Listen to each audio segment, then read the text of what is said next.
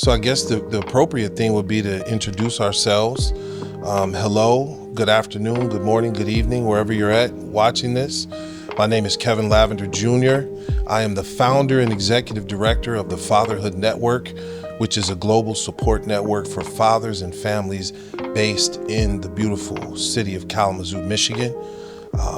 We founded the Fatherhood Network in 2015, and it is a wonderful honor to serve my community in this way. There's a huge cast of team members that are part of this work. And so, I'm in between two great pillars in the community and their families. I'll pass it to our director of operations, and then we'll go to our director of wellness. Yeah, like Kevin said, I'm the director of operations for the Fatherhood Network. Name is Derek Miller. Married, have two living children, 10-year-old, 5-year-old, both boys, both with a lot more energy than I have, but it's a wonderful experience and wouldn't trade it for the world. Pass it off to Jake. Yes. Greetings, world. Shout out Kalamazoo. My name is Jacob Pinney Johnson, fifth generation Kalamazoo, Michigan resident, and I have the honor and privilege as working as the director of wellness for the Fatherhood Network. It is a true privilege to work alongside my brothers, Derek and Kevin, and my comrades and colleagues. I am clear through my work and background as a social worker and someone who's been heavily invested in health and wellness that there is a ripple effect around healthy fathers, and that when fathers are healthy, that children, families, and communities thrive. And so I'm super glad to be talking about how we manifest that work with the Fatherhood Network. Mm-hmm. Yes, and we get to do it in such a cozy environment. Right.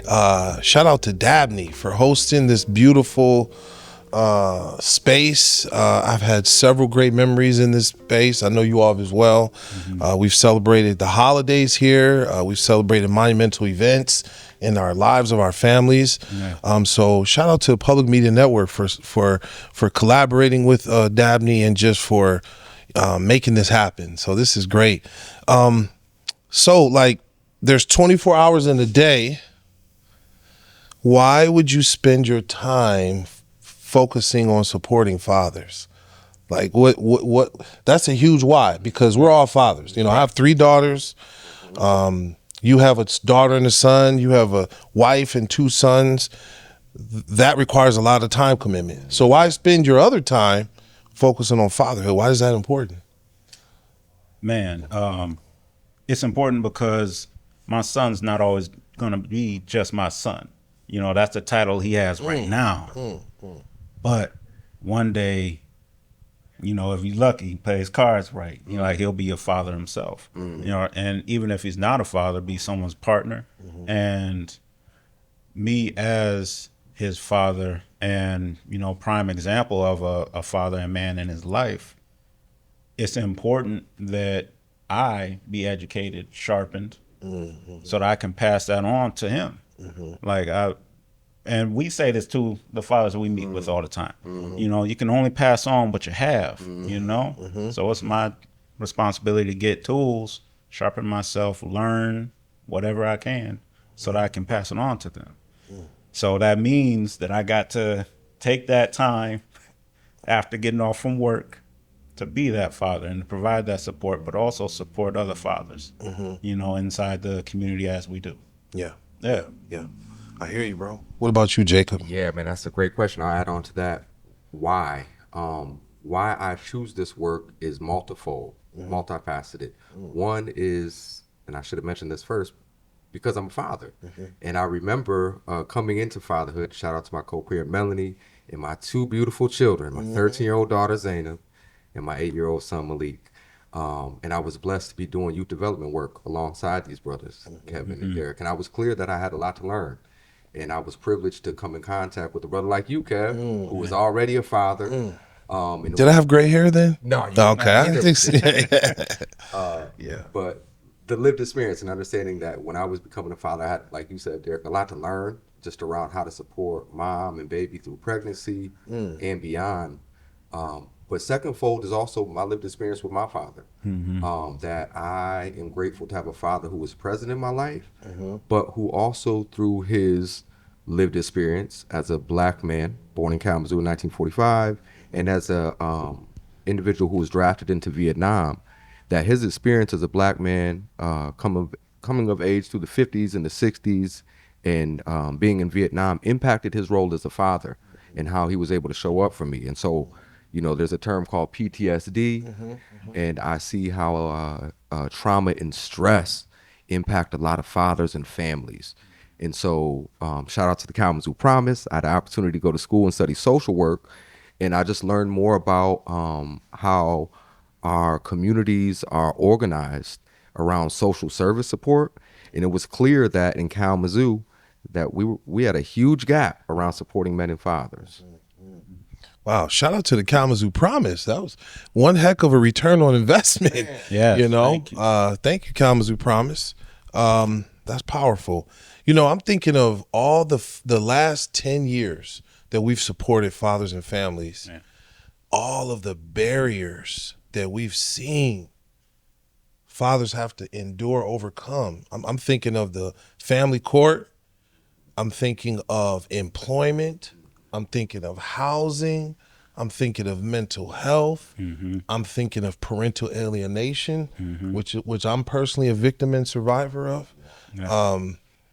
What would you all say has been an effective strategy for engaging fathers while helping them remove barriers that keep them from engaging with their children? You know, that's our mission. So, like, what are some effective strategies that you've used to engage that you've seen effective? You know, because people want to know. You know, I want to add to that list too the healthcare system and those barriers, because I mean, really, those healthcare, school, there's a lot of systems that almost assume that the father's not there or not involved, and you know, it's mom by default.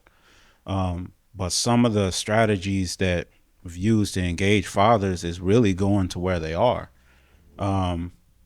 You know, having that flexibility of being inside the community and really just engaging them where they feel comfortable, whether that be at home, the park, restaurant. Let's go get something to eat, you know. I remember meeting a father at the pawn shop. he Fathers go to pawn shops too, right? Yeah. Man, he called me. He said, "Hey, I need some help." I'm like, "Okay, where are you at?" He's like, "I'm at the pawn shop." He's like, "That's new, but I'll meet you there." And you know, there I am going over the 24/7 dad curriculum while he's repairing some stuff over the counter. I don't know. Wow. Yeah, but That's the first time I heard that story. Really? Yes. Wow. Yeah, I met people at the pawn shop. But Okay. yeah, man, like going to where somebody feels comfortable or just where they need you right now, like that's big. I know that example, like let's say hospital, just say hospital. Like to get help at the hospital, you need to go to the hospital. But you know, to have the physician like us to be able to go to you, that's big, you know, having that flexibility, especially with, you know, time schedule and whatnot. So I'm hearing be accessible. Yes. Go to them. Be in proximity. Absolutely. Couldn't agree more, bro. What would you say, Jake? Yeah, and I'll just add on to that. Derek said it well. And, you know, being where fathers are at and going to them, like he said. So that, you know, literally going in the home, supporting new fathers. But I'll just shout out our Dad Cafe space, that one of our strategies and programs that has, I think, been effective in supporting fathers has been creating spaces that are specifically geared towards fathers. And so we've been doing Dad Cafes in Kalamazoo for the last 10 years. Man, Man, I don't mean to cut you off, Jake. Yeah, brother. But I just remember when we first got started with the Dad Cafes, sometimes it was just you, me, and like 3 boxes of pizza. And that was it. Yeah. But I just, you know, looking at what the Dad Cafe has become now, where it's something that men in our community can really look forward to and have that consistent presence amongst other men and fathers, right? You can just get that genuine support, man, it's awesome. And yeah. And so really, and I know we'll probably talk more about, the barbershop talks and some of the more origin stories, but the spaces where we can focus on fatherhood and manhood and feel unapologetic about that. And also address our wellness in our children. For me, stepping into that space as a facilitator and as a dad was just mad unique. Like, I hadn't been in spaces where I'm like, man, I can talk about how I've been raised. I can talk about some of the things that I'm struggling with in a space where I feel okay to do that, like people aren't going to judge me, and I can learn some skills about being a father, and I can hear other people's experience in different aspects of fatherhood, and like that was all just wins. And so yeah, to see the evolution of that, I think has been a great strategy. And shout out to our partners, the Douglas Community Center, most definitely. Urban Alliance, Yes. Kalamazoo Public Library, NACD. I mean, yeah. I mean, the list goes on. Yeah. I don't mean to shift a little bit, but the spaces of the Dad Cafe, like that kind of environment really was set between us as brothers before Dad Cafes. And I really just want to talk a little bit about how we've supported each other in those times, because we are only able to create an environment like that for our community because it's something that we uphold amongst ourselves too. Yeah, that's true, man. Where's the tissue, man? No, I'm kidding. It's like I couldn't agree more. It has to be organic, authentic. I feel I know that people can sense authenticity and inauthenticity, if that's a word. That you can't fake the funk on that. Not when we're talking about real life issues, family, fatherhood, insecurities, assumptions, presuppositions, biases, stereotypes, trauma. You can't fake it. You got to show it real. And so I appreciate the opportunity to learn how to be vulnerable, not in an exploitive way, but I would say I appreciate the opportunity on knowing how to open up to be poured into. I'll replace vulnerability with that. How to open up to be poured into. That has been good for me. That has been really good. And shout out to my daughters, my queens, because they taught me that too. With some of the questions they would ask me as a father, I came to a fork in the road of I'm either going to give them the Disney World version or I'm going to give them the authentic version. Man. The Disney World version will be superficial but easier. The real version will be authentic, maybe not as glitzy and beautiful. But once I took that route, I realized that, I set the precedent for my relationship with my children. Man. It's not going to be superficial. Man. And that's the same thing I want with the fathers that I've experienced with the fathers that we've who have poured into me from our team, but also that we poured into. It's just that authentic showing upness. Yeah. And shout out to Jacob, Director of Wellness, making sure that we all prioritize our wellness. Wow. We have to. Health is wealth, in that, if we're not prioritizing our health and wellness, then I don't want to say none of this other stuff matters, but it's hard to really prioritize anything else if our mind, our body, or our spirit is hurting. And I've learned through lived experience, death, divorce, loss, and a lot of other things, that hurt and pain can impact us in a lot of ways. And I just want to say again, I'm thankful for y'all brothers, man, because Derek, you seen me cry. Brother, you prayed for me in some of my most hurt times.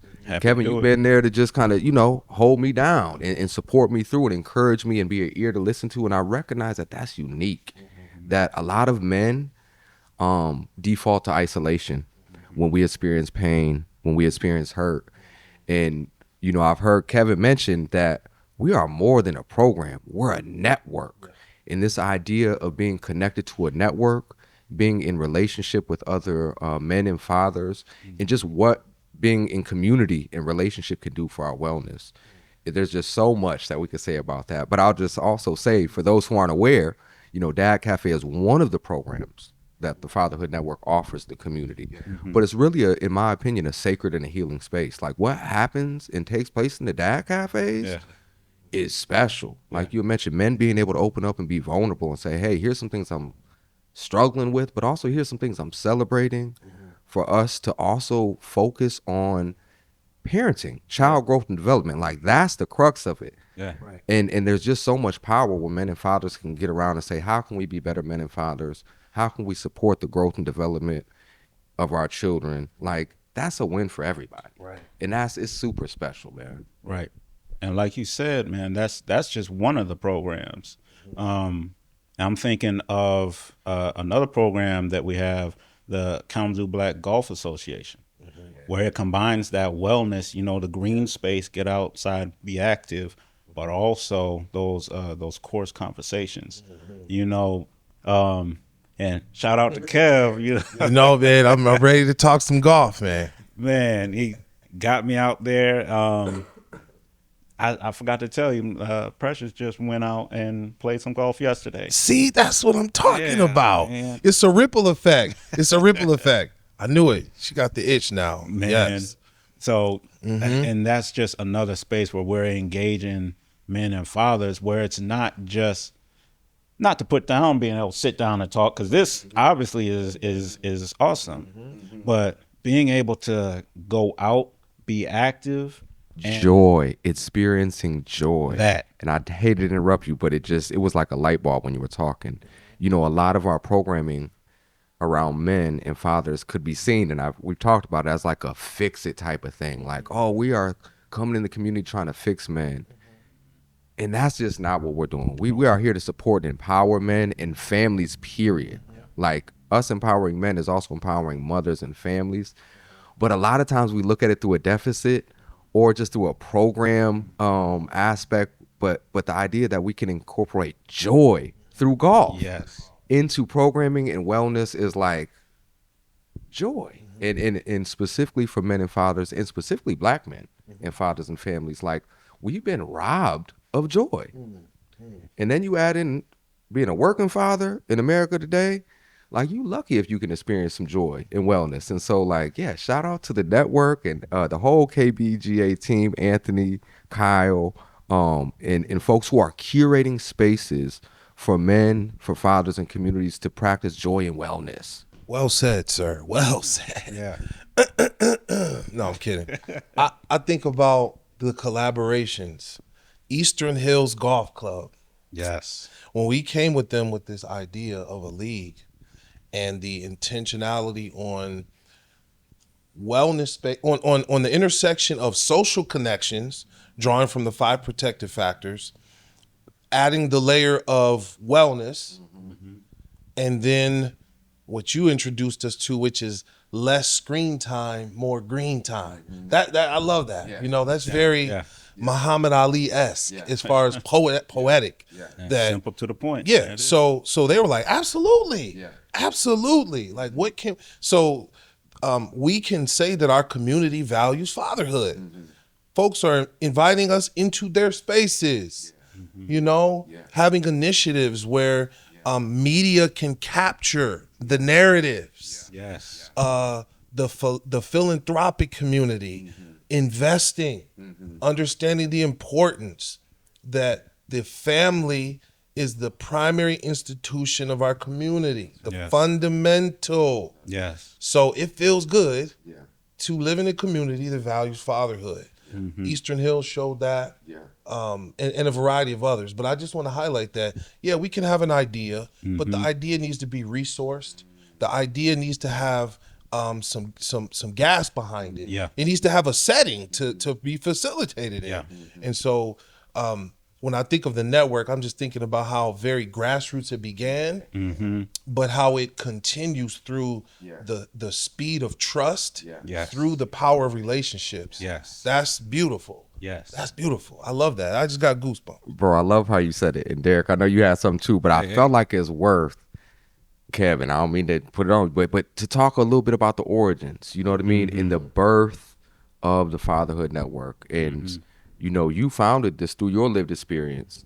And me and Derek were able to kind of connect with you as some of this early stages work was happening.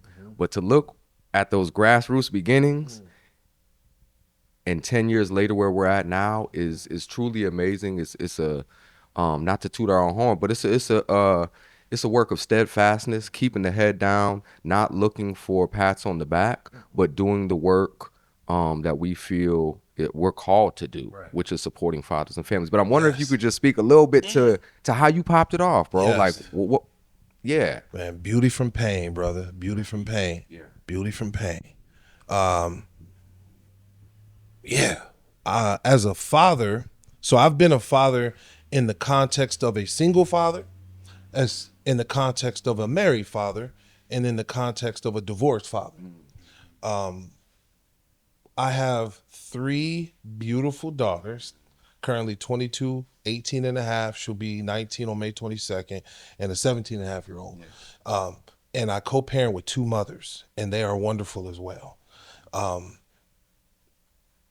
In the early stages of my journey, I experienced some parental alienation, which means an intentional fragmentation of the father-child connection, meaning it exists, now it no longer exists. Not from a planned phase-out plan or a strategic withdrawing, but a sudden, abrupt, right now, dissipation of the relationship. I should say of the connection. I didn't know that through my journey of trying to find support, well, number one, trying to find a connection with my child, but support through the trauma of that, I connected with so many dads who were going through the same thing. I was like, whoa. Then what really hit me is when I sat in the lobby of family court one day. I saw so many dads coming out crying, mad, cussing. And so, all just trying to be fathers. yes. Right. Now, of course, some of them were there not trying to be a father. But the majority of what I saw empirically, what I observed with my own eyes, it was like a sense of inequity. It was a sense of like unfairness. And shout out to our court system, because there are a lot of folks within that system who are pro-father. What I'm saying is my experience during that era of life was like, oh no, something has to be done. Something has to be done. Like, I want to get my lick back. But in a non-destructive way. So, but you mentioned calling. So, like, I did what I could to find help, and the Most High decided to connect me with you brothers, and the community decided to invest in support. Like, our existence and continuity is a complement of our community support. Yes. But also of a transcendent summons or a calling outside of ourselves. Yes. That's how we see it. Yeah. That we're vessels being used by a calling greater than ourselves to leave a legacy and impact a generation that we may never see. Right. Generations that we won't see. Right. You know, the now and next generation. So I'm thankful. I wasn't thankful in the moment that I was going through these things. Trust me. Because I had a lot of dark moments, dark thoughts, a lot of pain and personal anguish. But God decided to make something beautiful out of it. And as you all know, I'm not the only one.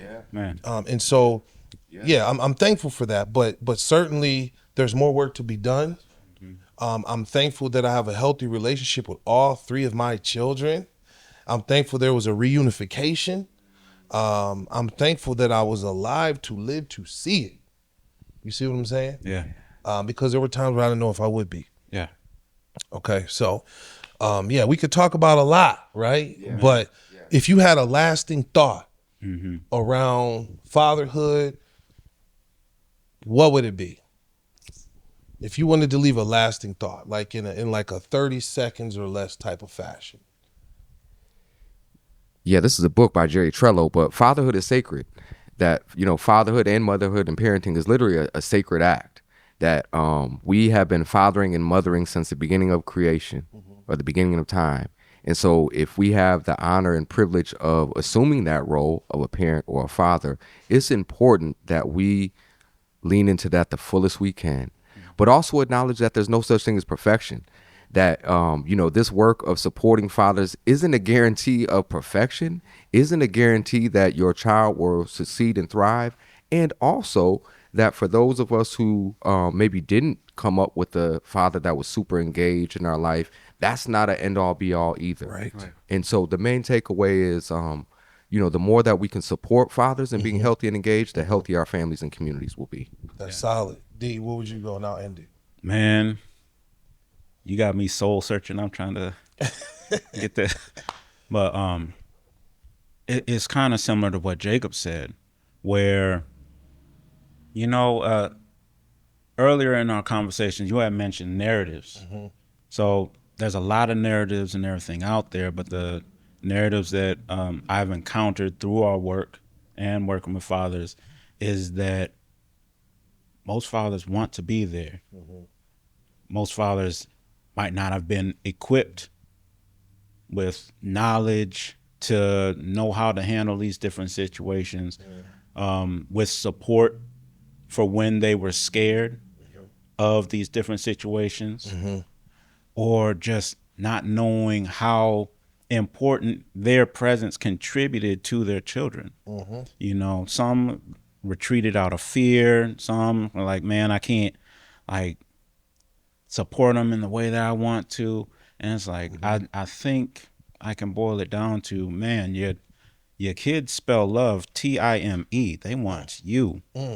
They're not looking for what's in your hand. They're looking for your heart. I would definitely agree with it. Thank you, brother. I would end it by saying I would end with gratitude. I'm thankful for my village that supported me through the hard times, my mother, my father, extended family, but also that we need to continue to treat fatherhood as essential, not an accessory. Yes. That as long as we continue to do that, our communities will be better. So yeah, shout out to PMN, Dabney, to each of you brothers for this conversation. Look forward to the next time. Also, want to say shout out to some of our funders and everything. Striker Johnson. Shout out to y'all. Shout out to Kalamazoo Community Foundation. Yes, thank you. And thank you to any and everybody who has given individually or shared a post, liked, and just shared any type of encouraging word. Right. Yeah. Thank you all. And shout out to all the fathers in Kalamazoo County who are striving and doing their best to show up for themselves, their children, and their families on a daily basis. We see you and know that you have support within the Fatherhood Network. Find us on Facebook, thefatherhoodnetwork.org. Keep striving, brothers. We see you and we're here to support you.